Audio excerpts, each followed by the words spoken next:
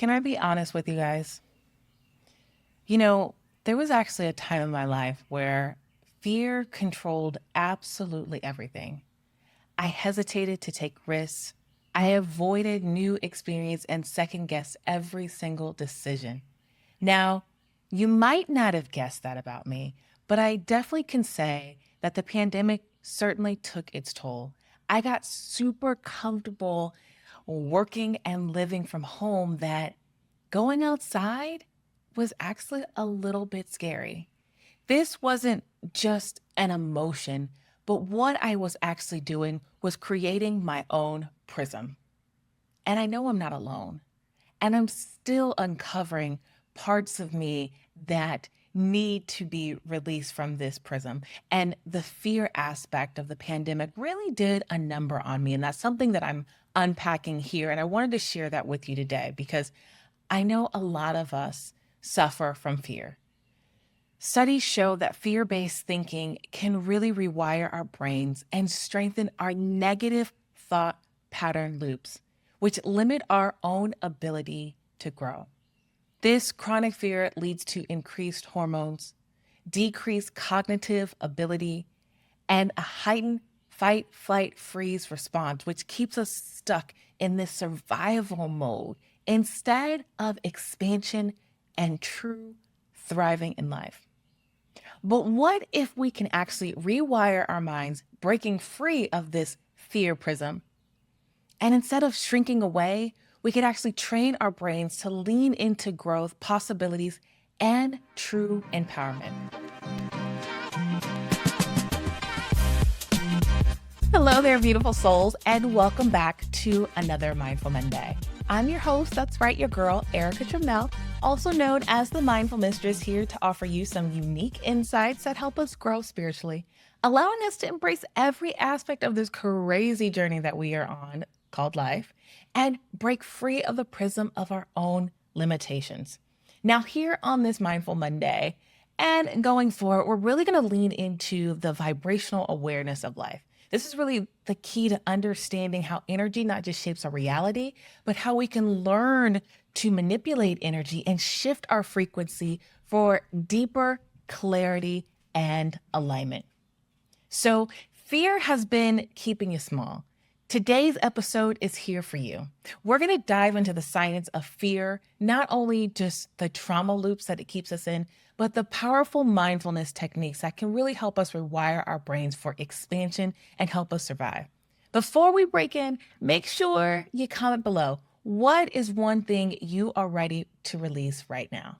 Let's just start the conversation right here, right now. Let's dive into it.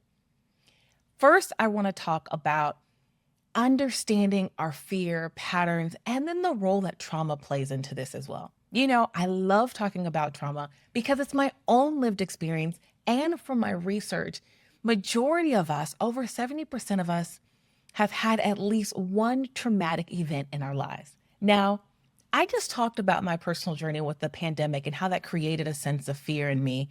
And I would lead into that there are others who have maybe a similar story about whether it's the pandemic or the hurricanes that happened or the wildfires. These are all events in our lives that can create trauma. Not necessarily saying it did for all of us, but for some of us, it certainly did. So to understand how this works, the neuroscience of it is that fear really originates from our amygdala. We talk about the limbic system. I've talked about this time and time again.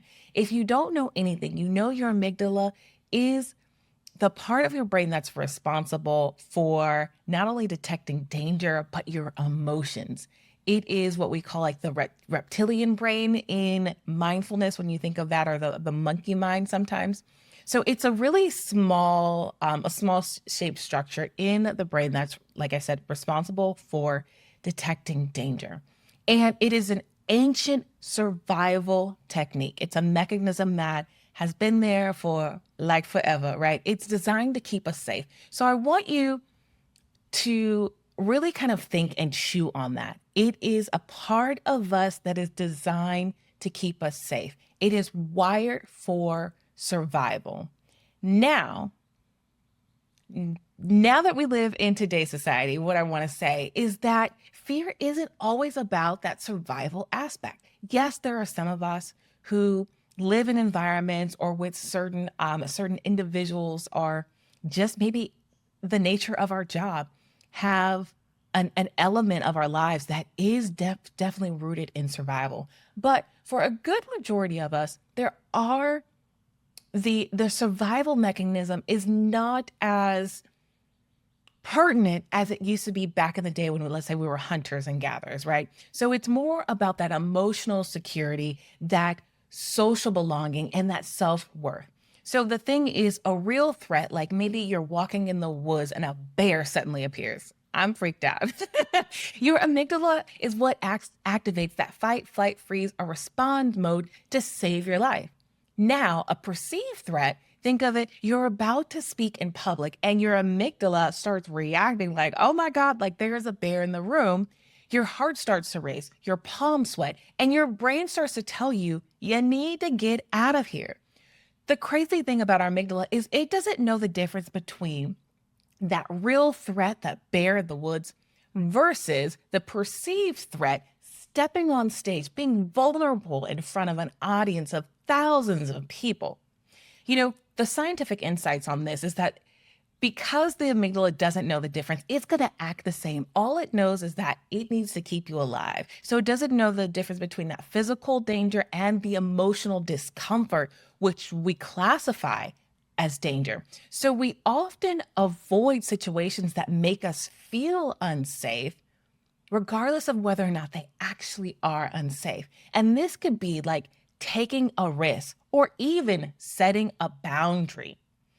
This is something that took me a minute to really grasp, that our brains can't tell the difference. And then because there are some elements that and I won't say elements, there are some aspects, I'll say, even like of my life where I would feel bad that I felt scared, or that my palms would get sweaty, not realizing that it's just the way my brain works. And I do have the power to rewire it to have a different response. And we're going to talk about that later. So now we want to bring up the aspect of how trauma kind of keeps us, or can keep us, stuck in this fear loop, this fear cycle. So if we have any unresolved trauma, the major role in keeping us locked in these fear cycles is our past trauma.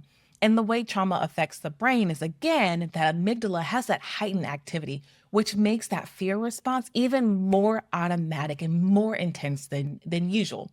So you have that prefrontal cortex that I talk about. That's your logic center. That means your ability to make a rational decision. It's often offline when fear sets in, because that amygdala is like, nope, I got this, no worries. So the amygdala gets stuck, or the nervous system actually gets stuck in this fight, flight, freeze, fawn mode, making it so hard for us to actually feel and cultivate an element of safety. So the way that this could manifest in your life, or maybe in the life of someone you know, is that hypervigilant. If you know someone who's always scanning for danger, even when there is no danger that actually exists.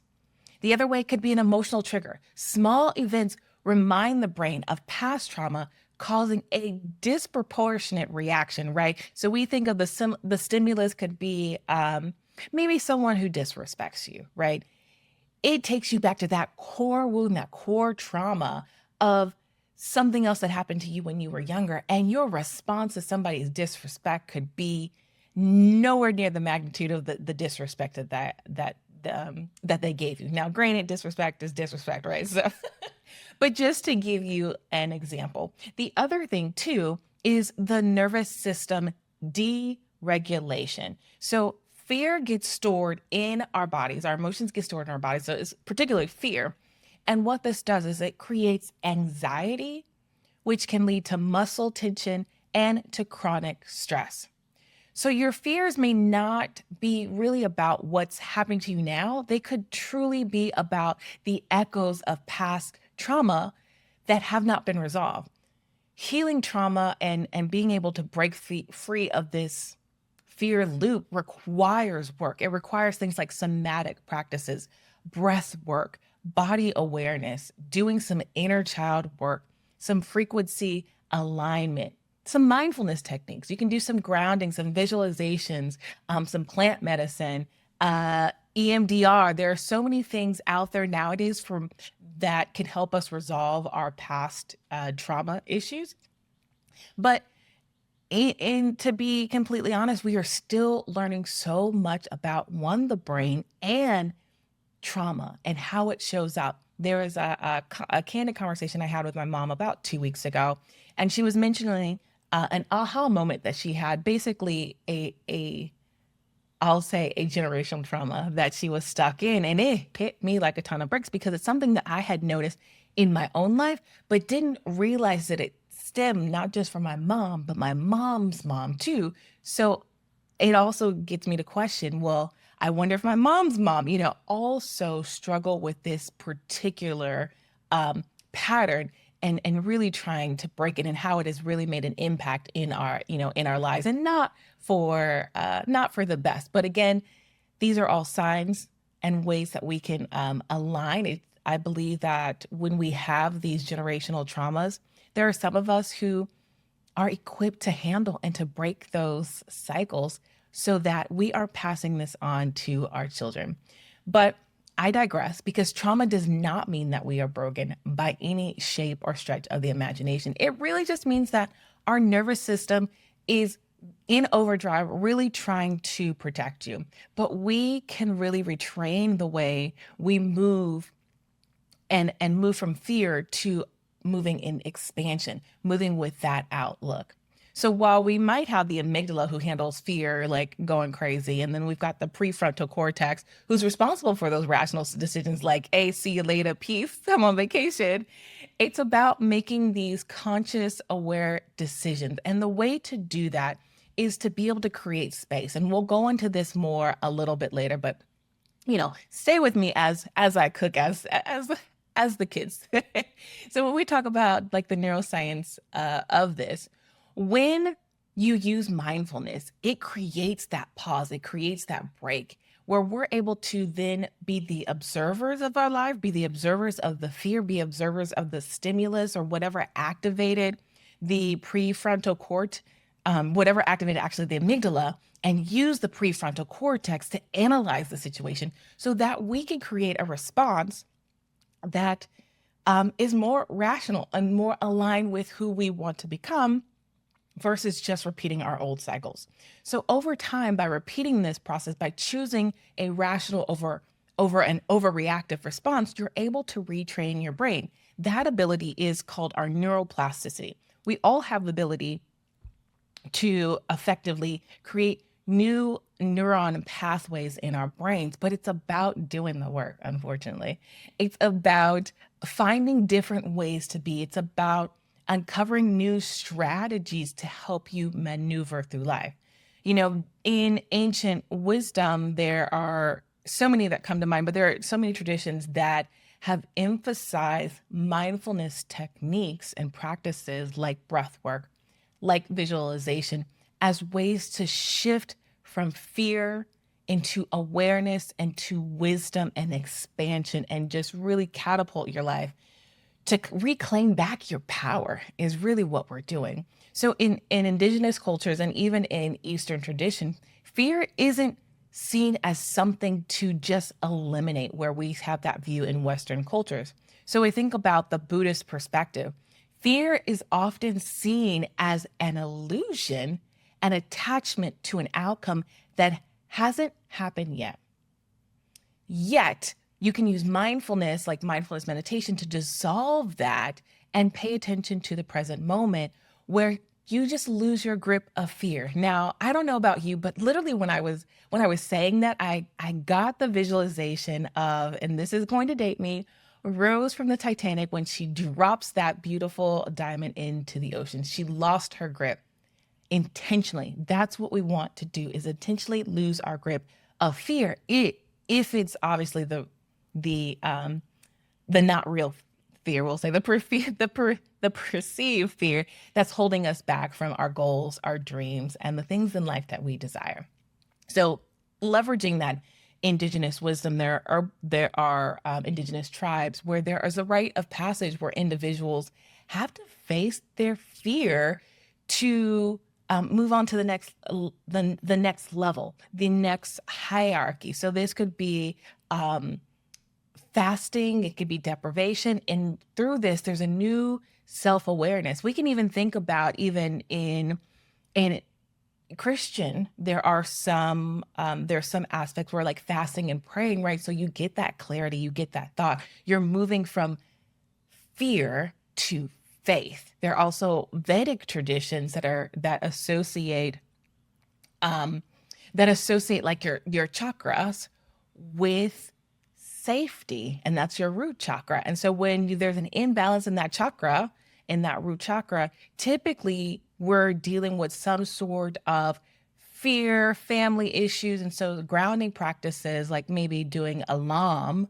can really help dissolve that blockage or imbalance and then release fear. So instead of seeing fear as the enemy, as some of us do, or rightfully so, right? No judgment there. We listen, but we don't judge. Instead of seeing fear as the enemy, what we can choose to do, or what I invite you to do, is view fear as an invitation to deepen our spiritual and mental resilience. Now, I know that was a lot, right? But, stick with me here. So some techniques that we can use for this are a visualization exercise. So embodying your future self. So the reason why we want to embody our future self, because visualization is not just about daydreaming. It's a truly powerful technique that actively retrains our brain to shift from that fear mindset into expansion.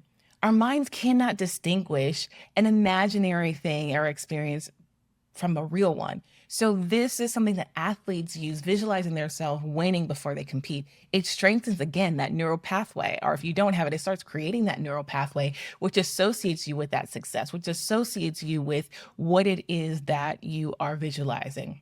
So it creates a space in the brain for you to essentially have that roadmap to your dreams. So you can find a quiet space, you could sit comfortably, you could breathe, ground, use your anchors, whatever works for you. And in those moments while you're grounding yourself, picture your most confident self. Picture your fearless self. What do they look like? How do they hold themselves? Are their shoulders upright and back? Is their chest open?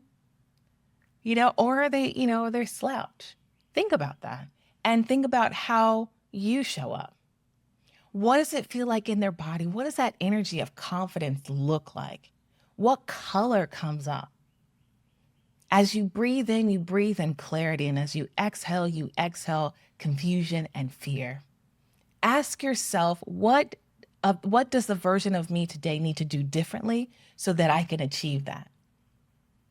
And what challenges do I need to navigate? So creating that vision and making it plain. And the reason why visualization works, again, is it really strengthens those neural pathways in our brain. Again, that neuroplasticity is what we're working on. So bringing that real life into this 3D world, bringing that visualization into this 3D world, and helping us to rewire so we are shifting from that fear mindset to fearless and action oriented. Another thing that we can do is affirmations. I'm a huge proponent of affirmations in helping us to rewire ourselves and getting rid of limiting beliefs. Your subconscious mind, it absorbs things repeatedly, whether or not it's true or not. Your inner dialogue, for some of us, it's constantly going, and majority of us, it's fear-based and it's negative. And so why affirmations are so powerful is because we're replacing that limiting belief with an empowering one. You're replacing it with one that's going to fill your cup up versus deplete it. So affirmations aren't just about saying words, but it's about embodying the meaning behind them. So making some affirmations that are for yourself, but some ones that you can try is, I trust myself to handle whatever comes my way. You could also say that I choose growth over fear.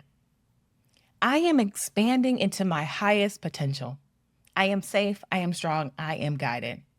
Fear is not just a signal that I am, or fear is just a signal that I am stepping into something great, or I am stepping into my greatness.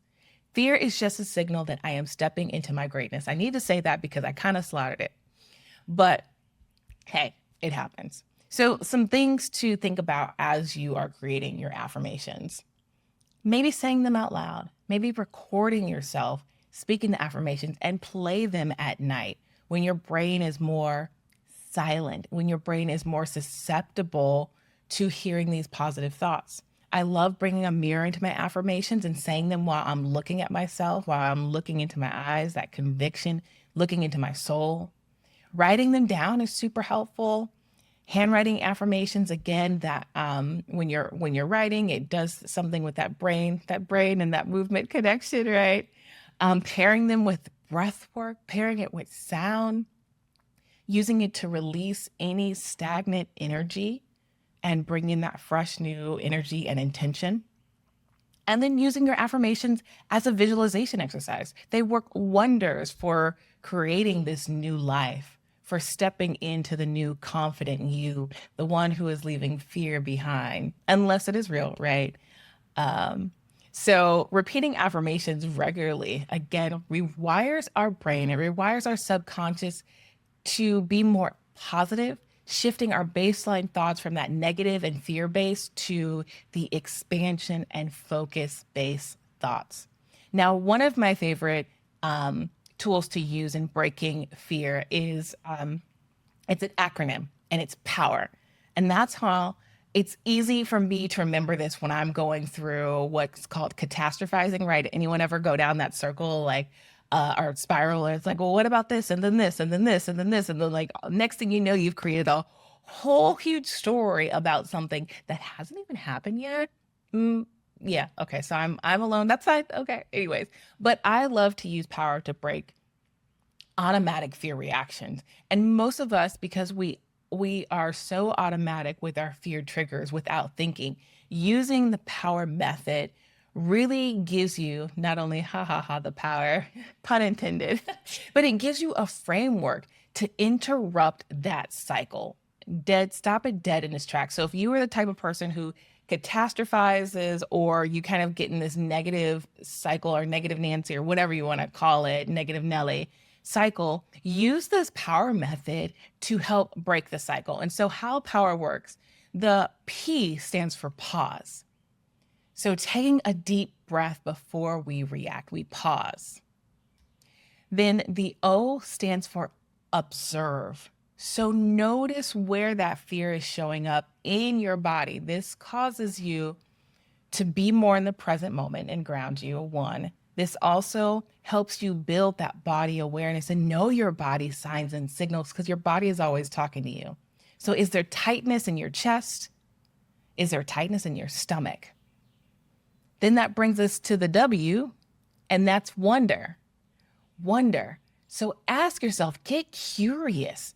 Is this fear real, or is it an old pattern? What is the worst thing that could happen? Is it actual danger, or is this discomfort? Is this danger, discomfort? Danger, discomfort. It's probably more on the discomfort side, right? Then we've got the E. The E is to expand. So choosing a response. So this is where that power really comes into play, right? Because you get to take back your own power by choosing a response that actually supports your growth instead of retreating, or instead of supporting the old story, or the old you, or the old habits. Ask yourself, what action would my future self take? If you don't know, right? If you're not exactly sure what action you want to choose, think about your future self and how would they act in this moment? Oh yeah, that's right. They probably just would let this roll off their back and move on, right? Then lastly, we've got the R, and this is super important. Reinforce, that's right. Repeat this process. This is not something one and done, and then you're like, woohoo, my fear story is gone. No, you've got to reinforce. You've got to repeat the process regularly. Again, for some of us who don't have that neural pathway, we've got to first create that. And then we've got to keep going over it and going over and going over. So then that connection becomes more automatic, or then becomes automatic to where you are basically your future self, right? Because you are acting as your future self would, right? But as we keep evolving, right? So we think about the next version or the next iteration of yourself. So power works because it activates that prefrontal cortex. So it puts our rational mind back online, right? Shifting us from a reactive state of our amygdala to a more conscious decision-making state where you are actually in the driver's seat. And it's not your past pain that is in the driver's seat making these decisions for you. This helps to recondition your nervous system to respond with awareness, with vibrational awareness rather than fear. And then the more you start to choose that expansive life over fear, the stronger that neural pathway becomes, so that we're shifting from that vibration of fear to a higher one of expansion. So next time when you start to feel that fear creep in, I want you to pause and run through Power, and then come back and comment below and let me know how it went for you. How did it shift your perspective? How did it shift maybe your catastrophizing that you were doing, or that negative mind state that you were in? So, just to recap what we covered today, we explored the impacts of fear and how, what that looks like in the brain, how mindfulness techniques can really help us rewire our thinking, how fear is wired in the brain, but we can actually rewire ourselves for expansion. We talked about how visualization really helps us to embody that empowered sense of self, and then also retrains the brain. We gave some tools of affirmations that we can use to reprogram our limiting beliefs and then shift our subconscious thoughts. Then I gave you the power method, that's right, that gives us the framework to break that automatic fear cycle so that we can choose responses that support our growth. So now, my challenge for you, or my invitation for you, is to take action. Choose one technique, try it today, comment, let me know how it goes. And then keep choosing, find what works for you. If you find something completely different, I love that too. Share it in the comments. Let's support each other on this journey of expansion as we shift from fear to fearless. So if this episode resonated with you, please, do your thing, like, comment, share, subscribe, share with everybody, tell your mama, your friends, everybody. Let's elevate our vibration together and transform our lives. Thank you. Bye.